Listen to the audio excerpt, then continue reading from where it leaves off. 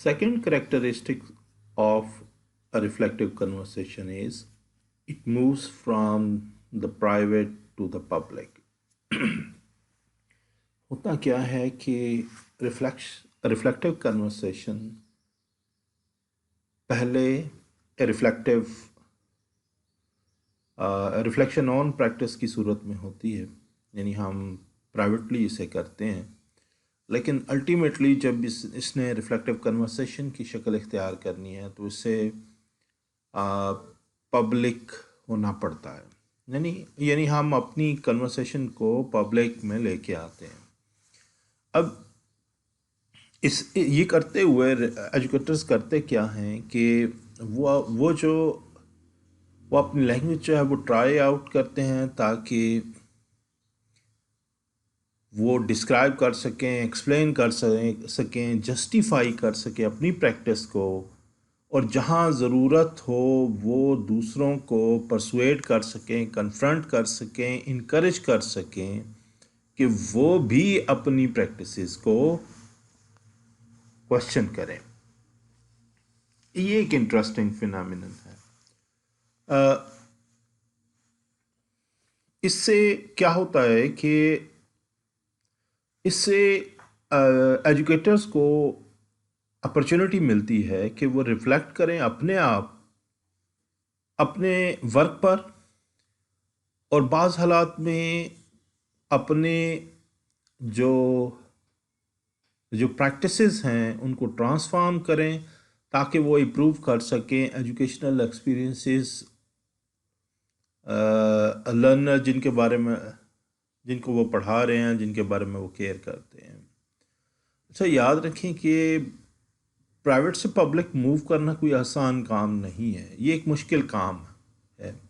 वजह किस लिए है कि प्राइवेट जब रिफ्लेक्शन है तो वो थॉट्स की सूरत में होता है, यानी हम ज़्यादातर थॉट्स की सूरत में होता है कि हम सिर्फ उसके बारे में सोचते हैं। लेकिन जब पब्लिक जाना है तो हमें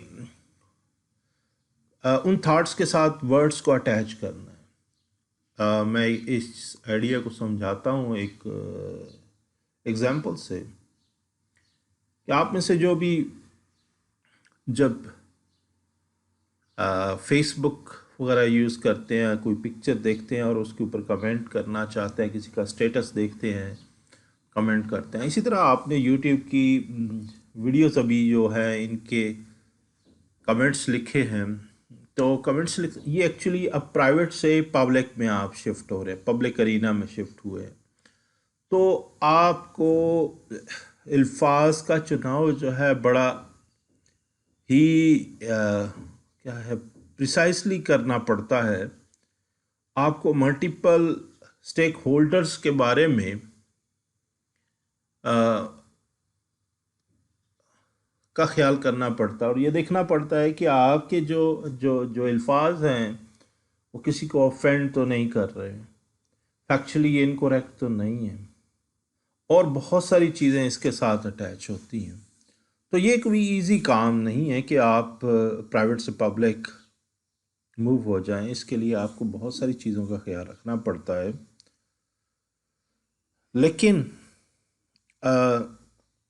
इसके बेनिफिट हैं, और वो उन बेनिफिट्स में एक बेनिफिट ये है कि आपकी वो चीज़ें वो नॉलेज जो पहले आपके अनकॉन्शियस में मौजूद था वो कॉन्शियस में आ जाता है। इसका सबसे बड़ा बेनिफिट ये है। अच्छा, इससे एक और चीज़ का हमें बेनिफिट मिलता है। हमें पता चल जाता है कि क्या चीज़ जो है वो प्राइवेट रखनी है और क्या चीज़ जो है वो पब्लिक करनी है। यानी आपके वो जो एक्सपीरियंसेस जिनके बारे में आपने अपने सुपरवाइज़र के साथ डिस्कस किया या अपने कोलीग्स के साथ डिस्कस किया, तो किस चीज़ को आप प्राइवेट रखना चाहते हैं और किस चीज़ को आप प्राइवेट और कॉन्फिडेंशियल रखना चाहते हैं और किस चीज़ को पब्लिक करना चाहते हैं। تو یہ کریکٹرسٹک ہمیں اس چیز کے بارے میں گائیڈ کرتی ہے کہ ہمیں پبلک اور پرائیویٹ کی جو ڈسٹنکشن ہے اس کا خیال رکھنا ہے اور ہمیں اس کی اویئرنیس ہونی چاہیے۔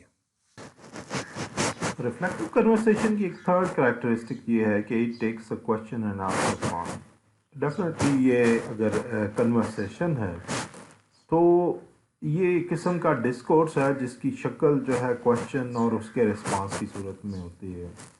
کوشچن زیادہ تر سپروائزر کی طرف سے پوچھے جا رہے ہوتے ہیں اور جو اسٹوڈنٹ ٹیچر ہے وہ ان کا رسپانس دے رہا ہوتا ہے۔ بعض دفعہ لیکن یہ ضروری نہیں ہے، بعض دفعہ ہم ایجوکیٹرز اکٹھے بیٹھے ہیں، ایجوکیٹرز یا ٹیچرز اکٹھے بیٹھے ہیں اور ہم ریفلیکشن دے رہے ہیں، جیسے کہ آپ کو اس ویڈیو میں دکھائی دے رہا ہے کہ جو یوٹیوب کی ویڈیو آپ سے شیئر کی گئی ہے کہ ٹیچرز جو ہیں وہ اکٹھے بیٹھ کے تو وہ کسی ایک ایشو پہ ریفلیکٹ کر رہے ہیں، ریفلیکٹیو کنورسیشن کر رہے ہیں، تو وہ بھی کوشچن آنسر کی صورت اختیار کر سکتی ہے۔ اچھا، اس صورت میں جو کوشچنس ہیں ان کی کچھ سجیسٹڈ کوشچنس ہیں جن کو یہاں سم فنڈامنٹل کوشچنس کے نام سے دیا گیا ہے، تو یہ ٹیچرز جو ہیں وہ پوچھ سکتے ہیں ایک دوسرے سے یا اپنے آپ سے، تاکہ انہیں پتہ چلے کہ کون سی فورسز ہیں جو انہیں کنسٹرین کر رہی ہیں یا انہیں لائبریٹ کر رہی ہیں۔ تو کوشچنس میں پڑھ دیتا ہوں۔ پہلا کوشچن ہے، what is my teaching like? What is successful in my teaching? How do I know this? Why is it like this? How has it come to be this way? What are the effects of my teaching on those I am working with? What do I need to change to improve what I do? How might I do this? اچھا، یہ questions کی جو nature ہے وہ ذرا دیکھیں گے۔ Questions کیا آپ کو ڈیفیشنسی بیسڈ لگتے ہیں یا کہ اسٹرینتھ بیسڈ کوشچنس ہیں؟ اگر کوشچن نمبر 2 کو آپ دیکھیں، what is successful in my teaching, تو آپ کو اندازہ ہو جائے گا کہ یہ اسٹرینتھ بیسڈ کوشچن ہے۔ دھونی گائے کا کہنا ہے کہ جو ہم کوشچنس پوچھتے ہیں ان کی نیچر جو ہے وہ بڑی ہی امپورٹنٹ ہے۔ بڑی امپورٹنٹ کوٹیبل کوٹ اس کی لگتی ہے کہ we grow in the direction in which we ask questions۔ بڑی انٹرسٹنگ سٹیٹمنٹ ہے کہ ہم جس طرح کے کوشچنس پوچھتے ہیں اسی ڈائریکشن میں ہم گرو کرتے ہیں۔ اگر ہم اسٹرینتھ بیسڈ کوشچنس پوچھ رہے ہیں تو ہماری ہم اسٹرینتھ کی صورت کی طرف گرو کرتے ہیں، اور اگر ہم ڈیفیشنسی بیسڈ کوشچن پوچھتے ہیں تو ہم اپنی ویکنسز کی طرف ہی گرو کرتے ہیں۔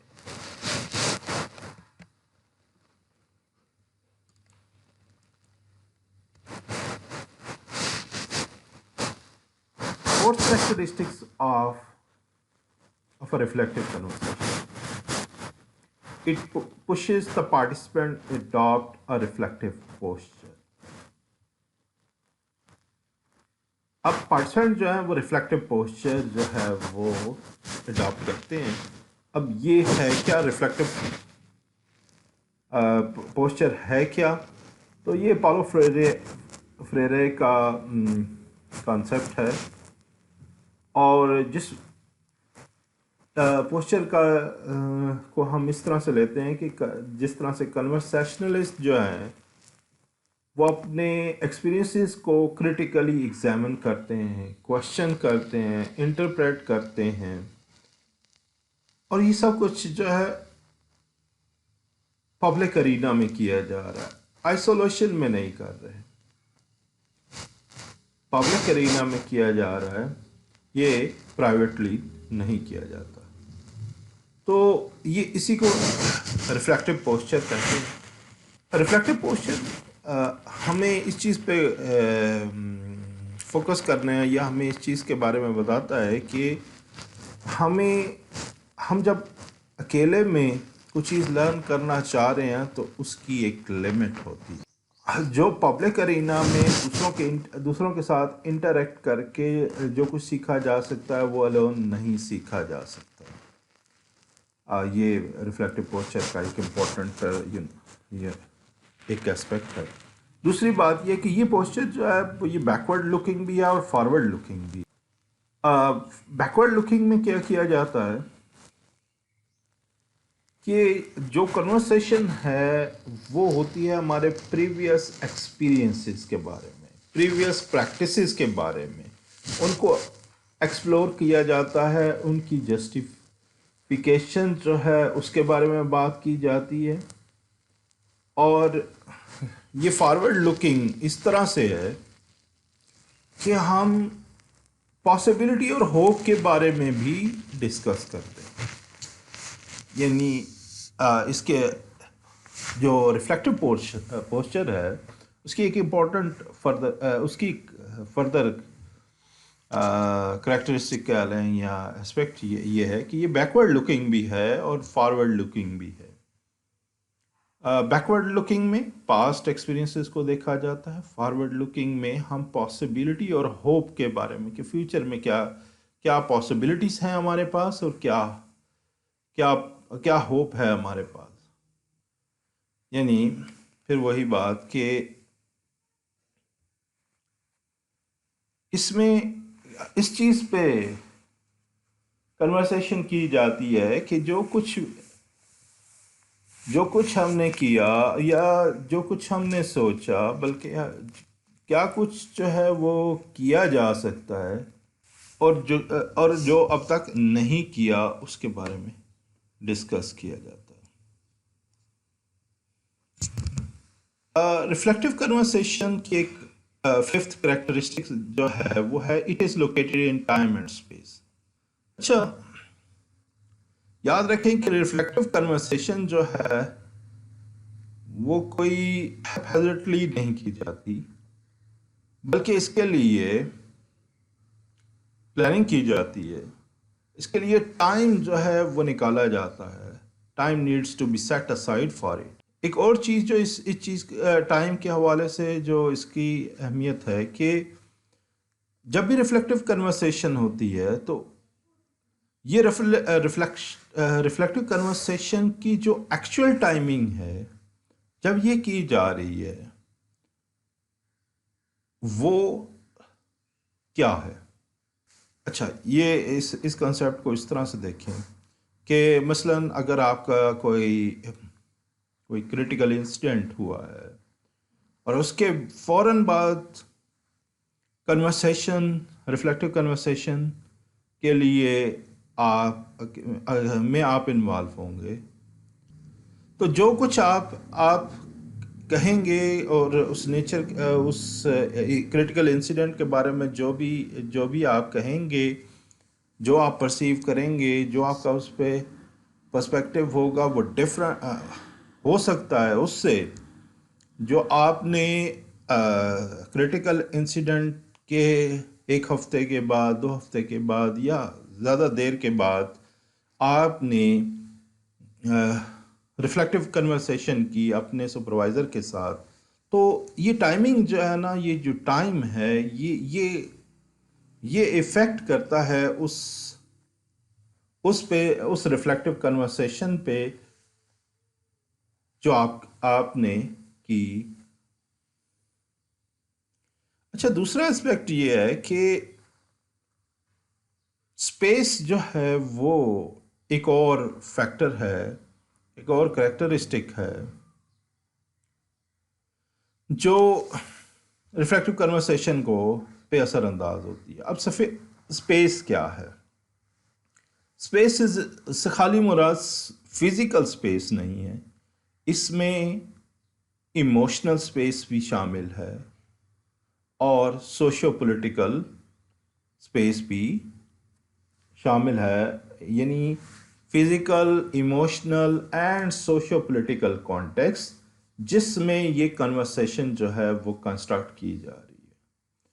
اور اس اسپیس میں جو سب سے یعنی اس فزیکل اسپیس کے اندر جو ایموشنل اور سوشو پولیٹیکل کانٹیکس ہے اس میں جو رول ہے وہ ڈائیلاجیکل ادر کا رول بہت زیادہ کروشل ہے. اب ڈائیلاجیکل ادر سے یہاں کیا مراد ہے؟ اس سے مراد وہ سپروائزر ہی ہے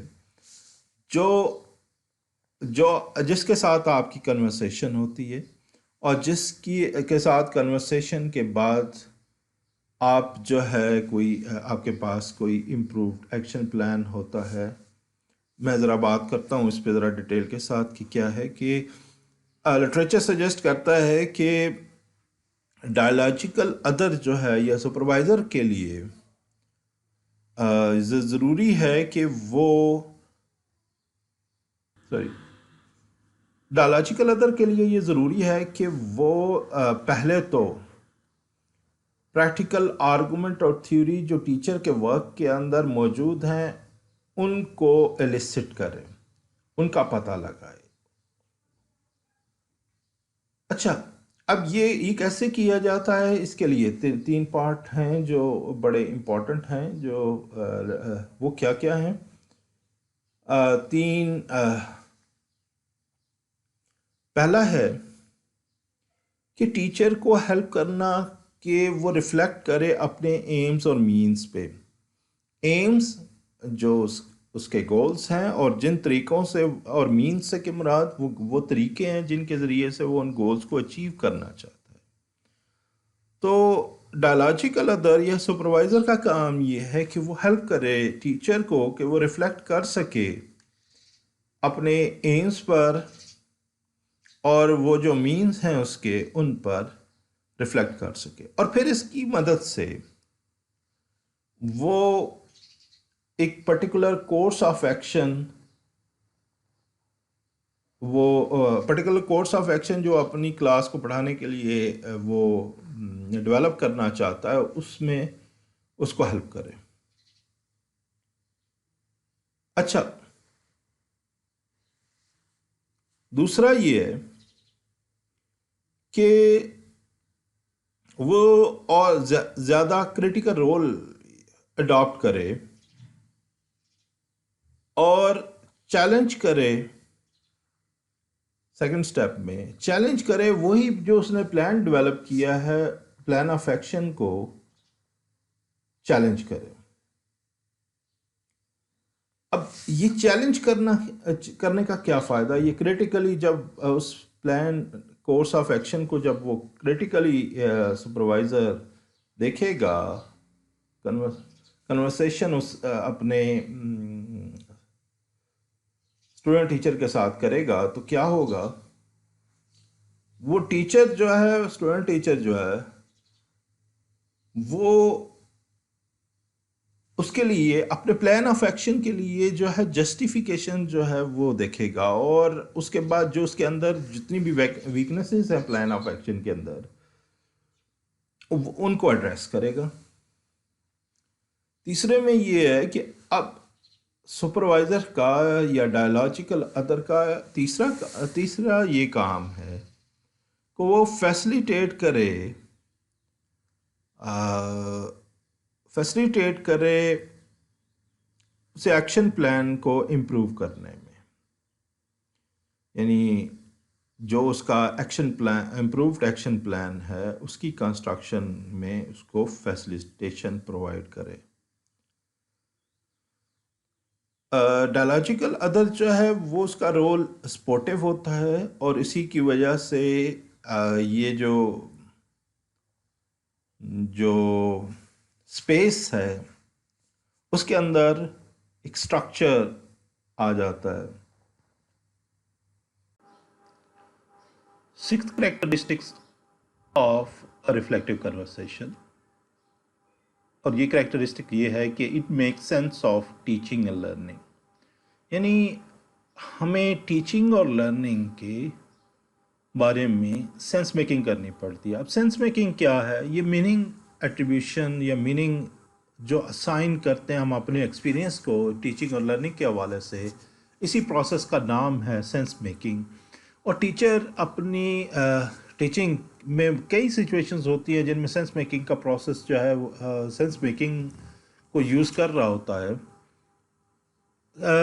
انہیں اس چیز کا کے بارے میں سینس میکنگ کرنی پڑتی ہے جب وہ پرسیوڈ اور actual impact of their actions کی سینس میکنگ کرتے ہیں کہ یہ جو ان کے پرسیوڈ ہیں یا ایکچوئل امپیکٹ ہیں چلڈرن پہ ان کی.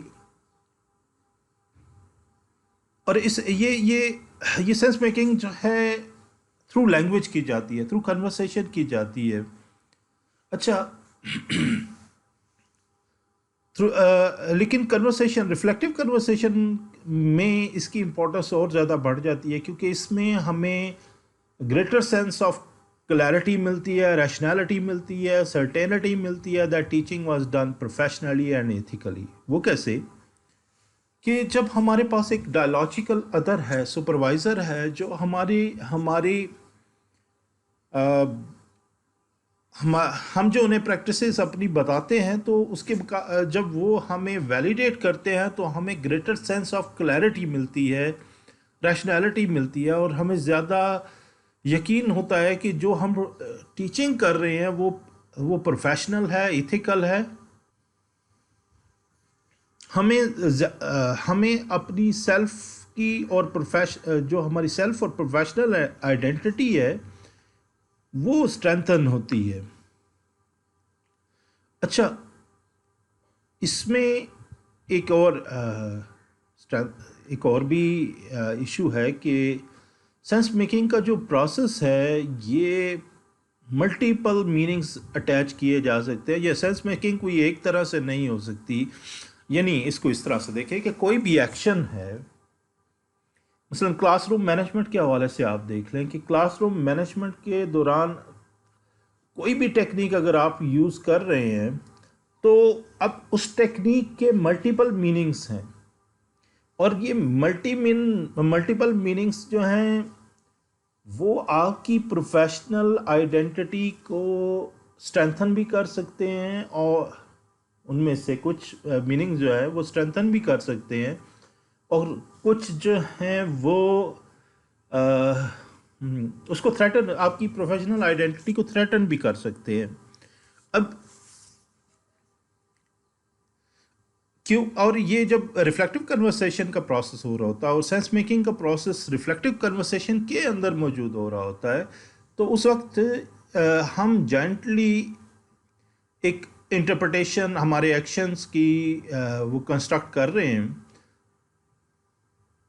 ریفلیکٹیو کنورسیشن کو آج کل پروفیشنل ڈیولپمنٹ کے لیے بھی یوز کیا جا رہا ہے، اور اس میں کولیبریٹیولی جو ہے میننگ میکنگ کی جاتی ہے، کولیبریٹیولی نالج ڈیولپ کیا جاتا ہے تاکہ جو پارٹیسپینٹس ہیں ان کی لرننگ ہو سکے، پارٹیسپینٹ ٹیچرز جو ہیں ان کی لرننگ ہو سکے، اور ان کی پریکٹسز جو ہیں ان کو بہتر کیا جا سکے. اور اس میں ہوتا کیا ہے کہ communication, exploration, challenge and justification of the teachers lived experiences, کہ ٹیچرز کے جو لیوڈ ایکسپیرینسز ہیں، یعنی جو ان کے ایکسپیرینسز ہیں، ان کی کمیونیکیشن سے، ان کی ایکسپلوریشن سے، ان کو چیلنج کیے جانے سے، اور پھر ٹیچر جب اس کو جسٹیفائی کرتا ہے تو ہو سکتا ہے دیر از پاسبلٹی کہ اس کے پرسپیکٹیو میں، اس کے ایٹیچیوڈ میں، اس کی ویلیوز میں کوئی چینج آ جائے. تو پروفیشنل ڈیولپمنٹ کا مقصد بھی یہی ہے کہ ہم چاہ رہے ہوتے ہیں کہ پرسپیکٹیو، ایٹیچیوڈ اور ویلیوز جو ہیں وہ جو پارٹیسپینٹس ہوتے ہیں ان میں لایا جائے. تو اس کا مطلب یہ ہے کہ ریفلیکٹیو کنورسیشن کو افیکٹولی یوز کیا جا سکتا ہے پروفیشنل ڈیولپمنٹ کے لیے بھی. 7th کریکٹرسٹکس جو آف ریفلیکٹیو کنورسیشن ہے، سجیسٹ کرتی ہے کہ اٹ انٹروگیٹس ایجوکیٹرس ایکسپیرینسز. یہ تو ہم بار بار ریپیٹ کرتے آ رہے ہیں کہ ریفلیکشن کے لیے ایکسپیرینس را مٹیریل. एक्सपीरियंस के बगैर रिफ्लेक्शन मुमकिन नहीं। इसी तरह जब हम रिफ्लेक्टिव कन्वर्सेशन करते हैं तो उसका जो कंटेंट होता है वो वो एक्सपीरियंस होता है। एक्सपीरियंस किसी टाइम और स्पेस में मौजूद होता है, या ये जहन में रखने की बात है, और ये किसी कॉन्टेक्स्ट में होता है। एक्सपीरियंस को अगर हम कॉन्टेक्स्ट से हटा के देखते हैं तो वो उसका कोई मीनिंग नहीं है। इसकी एक इम्पॉर्टेंट कोटेशन को अगर आप देखें तो आपको इसकी अंदाज़ा होगा। Learning occurs within a framework of taken for granted assumptions about what is legitimate to do, to say, and even think. It is influenced directly and indirectly by the power of others as well as by forces which constrain participants' view of what is possible. अच्छा, learning जो है इसका मतलब ये हुआ कि जो भी लर्निंग है किसी भी यानी एक्सपीरियंस से लर्निंग है, या हम रिफ्लेक्टिव कन्वर्सेशन से कुछ लर्न करना चाहते हैं तो वो किसी विद इन फ्रेमवर्क होगी। किसी हम वो फ्रेमवर्क क्या है कि क्या कुछ लेजिटिमेट है उस कॉन्टेक्स्ट में कि किया जा सकता है, कहा जा सकता है या सोचा जा सकता है। ये दूसरों की पावर से लिंक्ड है कि दूसरों की कौन सी पावर्स हैं जो हमें फोर्स करती हैं कि जो हमें फोर्स करती हैं कि हम पॉसिबिलिटी को किस तरह से व्यू करते हैं। Learning through reflective practice is centrally about acknowledging the importance of working with experience, both positive and more difficult and negative experience. हमने कहा कि रिफ्लेक्टिव प्रैक्टिस के नतीजे में, या रिफ्लेक्शन ऑन प्रैक्टिस के नतीजे में जो लर्निंग होती है वो एक्सपीरियंस चाहे वो पॉजिटिव है या नेगेटिव है, उस एक्सपीरियंस की इम्पोर्टेंस को एक्नॉलेज किए बगैर लर्निंग नहीं हो सकती। हम एक्सपीरियंस पे अगर बहुत ज़्यादा जोर देते हैं तो हमें साथ ही उस कॉन्टेक्स्ट पे भी जोर देना है कि जिस कॉन्टेक्स्ट में ये एक्सपीरियंस हुआ है, क्योंकि कॉन्टेक्स्ट ही, जैसे कि ऊपर बात की, कि कॉन्टेक्स्ट जो है इन्फ्लुएंस करता है कि किस तरह से हम कोई चीज़ करते हैं, कहते हैं या सोचते हैं। एक और जो बात इस हवाले से है कि इसको अनक्रिटिकली, किसी भी टीचिंग एक्सपीरियंस को हमें अनक्रिटिकली सेलिब्रेट नहीं, टीचिंग एक्सपीरियंस को हमें क्रिटिकली वैल्यूएट करना चाहिए। एक कैरेक्टरिस्टिक जो हो रिफ्लेक्टिव कन्वर्सेशन की है वो ये है कि it has the potential to enlighten and empower. होता क्या है कि जब सुपरवाइज़र और स्टूडेंट टीचर जो है वो मिलके तो एजुकेटर के एक्सपीरियंसेस को इंटेरोगेट करते हैं, रिकंस्ट्रक्ट करते हैं, रीऑर्गेनाइज करते हैं, जब रिफ्लेक्टिव कन्वर्सेशन कर रहे होते हैं तो उससे ये होता है कि एजुकेटर जो क्लेम कर रहा होता है उसको एक डिफरेंट मीनिंग या कुछ मीनिंग उसके साथ अटैच किए जाते हैं, जैसे कि सेंस मेकिंग प्रोसेस के बारे में पहले कहा था। और ये मीनिंग मेकिंग का जो प्रोसेस है इसके नतीजे में उसकी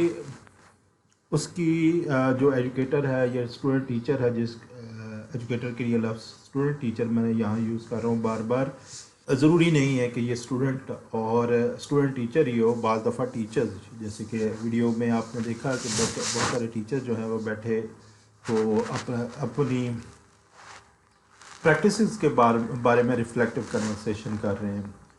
तो यहाँ पर मैं बार बार वही यूज़ करता हूँ ताकि आपके लिए आसानी के साथ वो कंसेप्ट को समझना आसान हो जाए कि स्टूडेंट टीचर और उसका सुपरवाइज़र जो कि एक यूनिवर्सिटी का टीचर हो और उनके दरमियान जो है वो रिफ्लेक्टिव कन्वर्सेशन हो। तो इसके नतीजे में ये क्या है कि रिफ्लेक्टिव कन्वर्सेशन होगी, इंटेरोगेशन होगी, रिकंस्ट्रक्शन होगी और रीऑर्गेनाइजेशन होगी उसके एक्सपीरियंसेस की, जिसके नतीजे में उसके जो क्लेम्स हैं जो स्टूडेंट टीचर के, उसको एक کچھ میننگ ایڈ ہو جائیں گے اس کے اندر، جس سے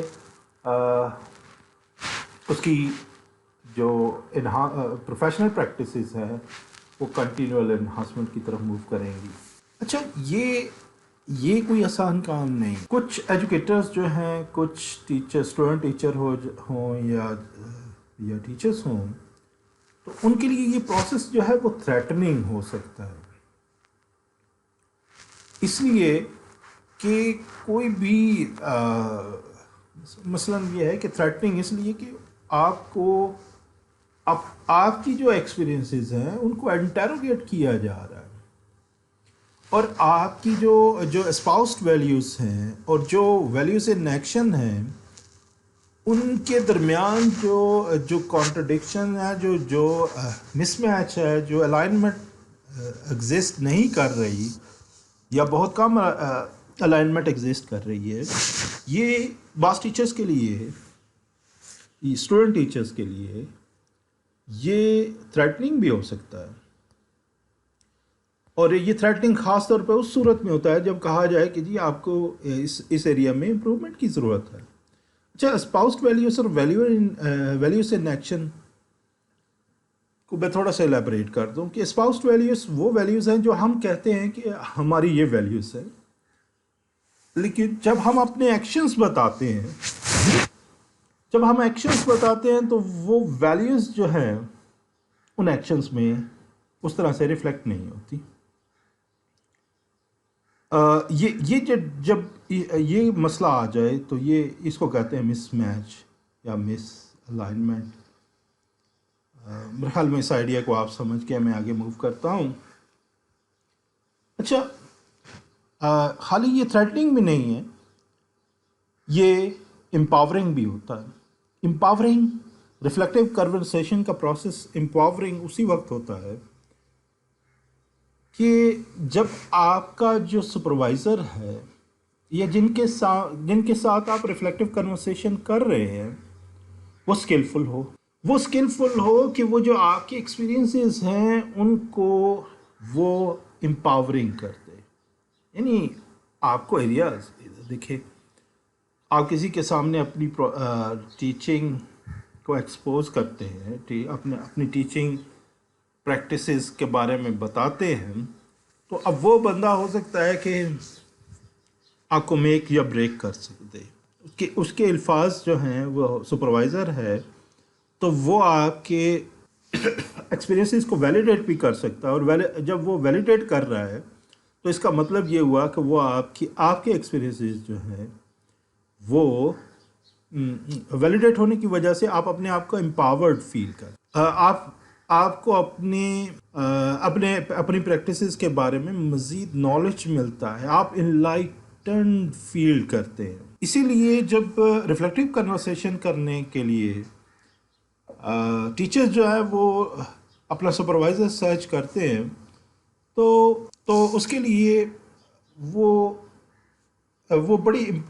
بڑی چھان بین کرتے ہیں اور دیکھتے ہیں کہ کس کے ساتھ اپنے ریفلیکٹیو کنورسیشن کریں۔ اسٹوڈنٹس کے لیے ذرا اس کا مسئلہ ہوتا ہے کہ انیشل ٹیچر ٹریننگ پروگرامز کے جو اسٹوڈنٹ ٹیچرز ہوتے ہیں، کیونکہ انہیں اسائن کیے جاتے ہیں ٹیچرز اس پروسیس کے لیے، نہ کہ انہیں کوئی فری چوائس دی جاتی ہے کہ وہ کس کو اپنا سپروائزر چنیں۔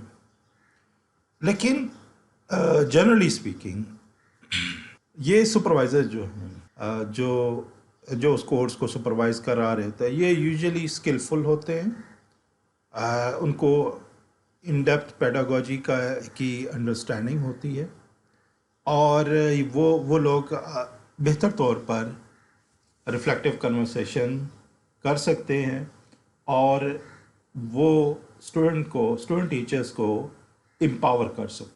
یہاں پر کچھ چیزوں کا خیال رکھنا چاہیے جو جب ریفلیکٹیو کنورسیشن میں ہم انوالو ہوتے ہیں، تو کہ ریفلیکٹیو کنورسیشن یہ ٹوٹل 7 چیزوں کا خیال رکھنا ہے۔ پہلی چیز یہ ہے کہ ہمیں ریفلیکٹیو کنورسیشن کے بارے میں پہلی بات یہ ہے کہ ریفلیکٹیو کنورسیشن کو وقت ایڈ کرنا پڑتا ہے۔ ریزرو ود اور نرچرڈ کیا جانا چاہیے. ہمیں ریفلیکٹیو کنورسیشن.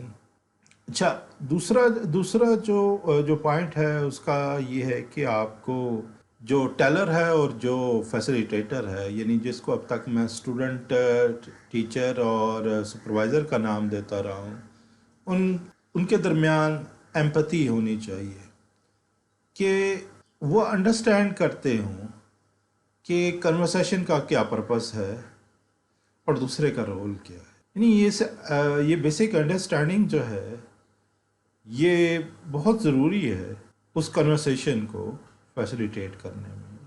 تھرڈ پوائنٹ یہ ہے کہ آپ کو کچھ فیسیلیٹیٹرز جو ہیں وہ ٹرین نہیں ہوتے، اسکلفل نہیں ہوتے اس طرح سے، تو انہیں اس بیسک اسکل سے فیسیلیٹیشن کے پروسیس کو یا ریفلیکٹیو کنورسیشن کے پروسیس کو کنڈکٹ کرنے کے لیے ٹریننگ کی ضرورت ہوتی، کیونکہ اس کنورسیشن میں فیلنگس ہیں، تھنکنگ ہے، اور پھر اس کے بعد انہیں اس چیز کا بھی خیال کرنا پڑتا ہے کہ یہ فیلنگس اور تھنکنگ جو ہے کس طرح سے ٹیچنگ ایکشن کے لیے ایویڈنس کے طور پہ کام کر رہی.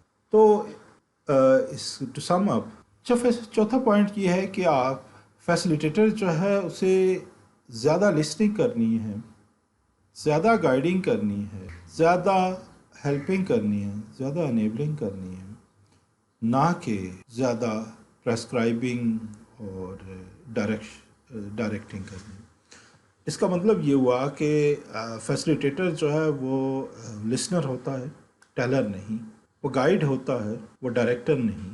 پانچواں پوائنٹ یہ ہے کہ آپ کو اس چیز کا خیال رکھنا ہوتا ہے کہ کنورسیشن کسی طرح کنورسیشن میں بیلنس ہو.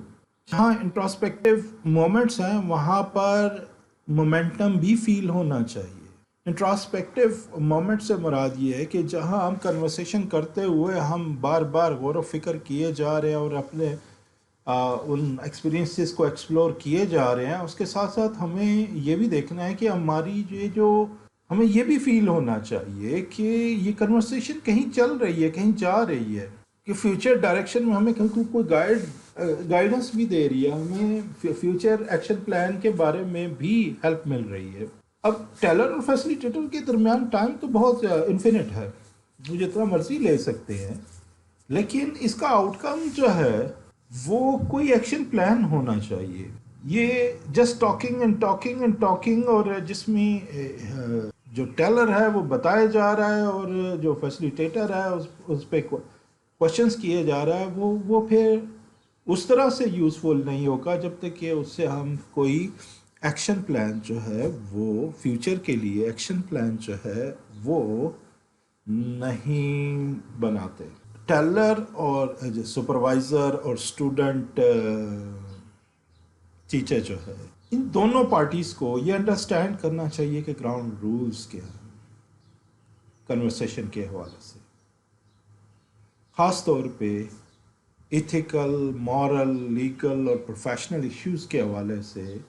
اس کنورسیشن کے اندر گراؤنڈ رولز کیا ہے. تو یہ اس کی انڈرسٹینڈنگ دونوں ٹیلر اور فیسیلیٹیٹر دونوں کو ہونی چاہیے. اچھا جی، اگلا پوائنٹ بڑا امپورٹنٹ ہے اور وہ ہے اس سے ریلیٹڈ کہ ایشو جو کانفیڈینشیلٹی کا ایشو ہے اس کے حوالے سے ہے. ریفلیکٹیو کنورسیشن کس کے بارے میں ہوتی ہے؟ ریفلیکٹیو کنورسیشن لوگوں اور پریکٹسز کے بارے میں ہوتی ہے. اس کے اندر ریفلیکٹیو کنورسیشن کے اندر ایموشنز ہوتے ہیں، ججمنٹس ہوتی ہیں، اور بعض دفعہ ڈیفیمیٹری بھی ہو سکتی ہے. اس کنورسیشن کا اگر کہیں ریکارڈ رکھا جا رہا ہے، اگر مثلاً اس کو آڈیو ریکارڈ کیا جا رہا ہے یا ویڈیو ریکارڈ، تو اس کی ریکارڈنگ جو ہے کس طرح سے کی جا رہی ہے، کیا جو اسٹوڈنٹ ٹیچر نے بتایا ہے اور جو کچھ اس کو کس حد تک اس کی کو ڈاکومنٹ کیا جا رہا ہے، یہ دونوں پارٹیز کو، یعنی اسٹوڈنٹ ٹیچر اور سپروائزر کو کے درمیان اس بات کو طے کرنا ضروری ہے کہ کیا چیز ریکارڈ ہوگی، یعنی نیچر آف دا ریکارڈ جو ہے وہ طے کی جائے گی. اس کے ساتھ یہ بھی کہ کہاں یہ اسٹور کیا جائے گا، اور پھر اس تک ایکسس کس کس کو ہوگی، یعنی وہ جو ریکارڈنگز ہیں اس تک لوگوں کس کس کی ایکسس